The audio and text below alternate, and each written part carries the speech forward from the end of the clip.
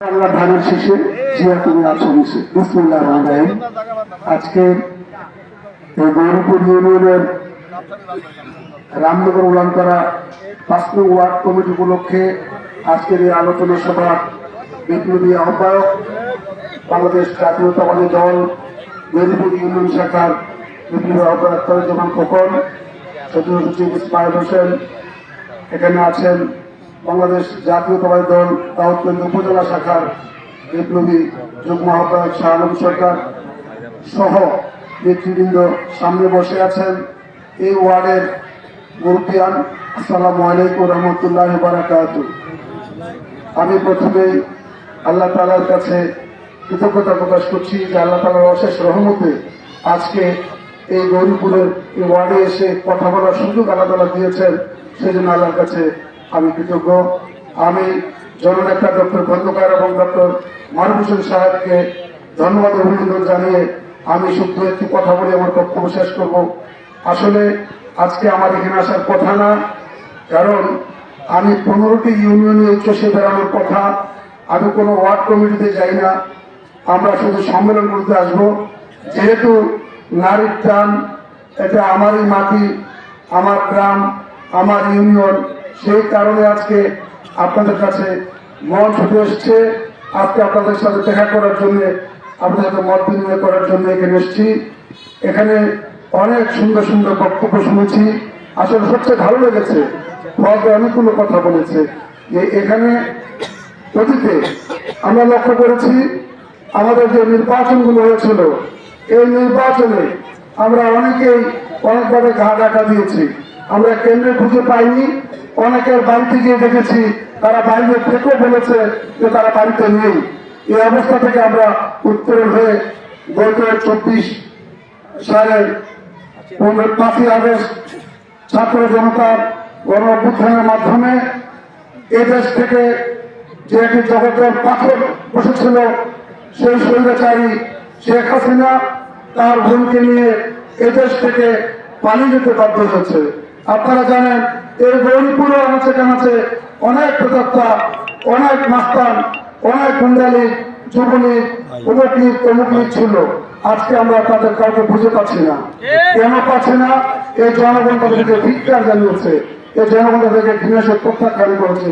আজকে 17 বছর পর এই গৌরীপুর ইউনিয়নের এই বালুর মাঠে আজকে যে চেয়ারগুলো দেখছি, যে চোখগুলো ছলছল করে চলছে, আমরা সেদিন তাদের কথাগুলো শুনতে পারিনি, আমরা কথা বলতে পারিনি।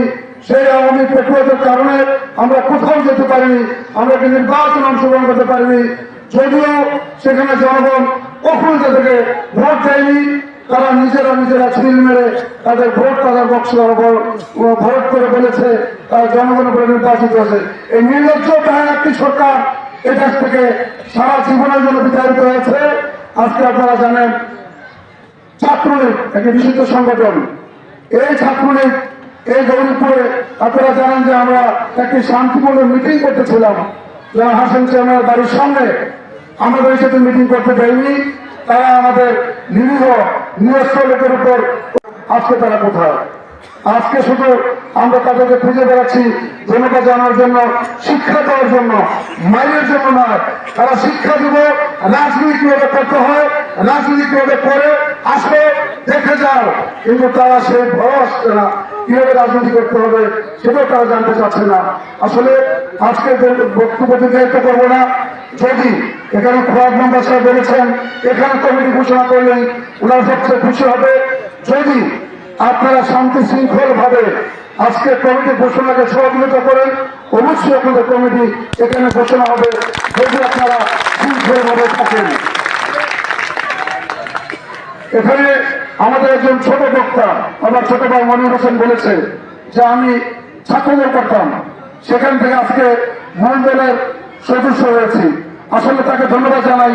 আপনাদের সন্তান এই মনের ছাত্রদল থেকে করার কথা ছিল, যুবদল আরো অন্যান্য অঙ্গ সংগঠন করার কথা ছিল, কিন্তু সে তার যোগ্যতার প্রমাণ দিয়েছে। তার যোগ্যতার প্রমাণ দিয়ে আজকে সে হাঁটি হাঁটি পা পা করে বিএনপিতে স্থান নিয়েছে। তাই এই এলাকার পক্ষ থেকে আমি মনির হোসেনকে আবারও ধন্যবাদ ও অভিনন্দন জানাচ্ছি।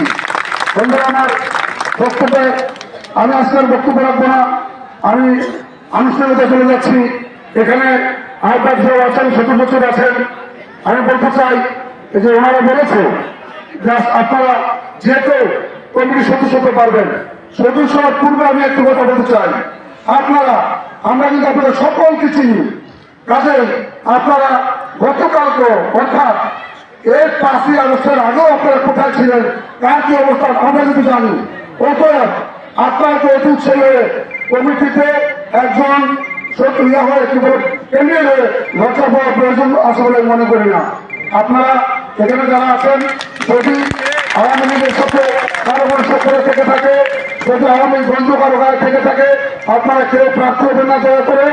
আমরা আবারও বলছি, আপনাদেরকে ভালোভাবে চিনি, জানি এদের যারা ওই জনের বিনতি করেছে, বিনতির জন্য জান প্রাণ দিয়ে মন প্রাণ দিয়ে করেছে, তারাই প্রার্থী হবেন।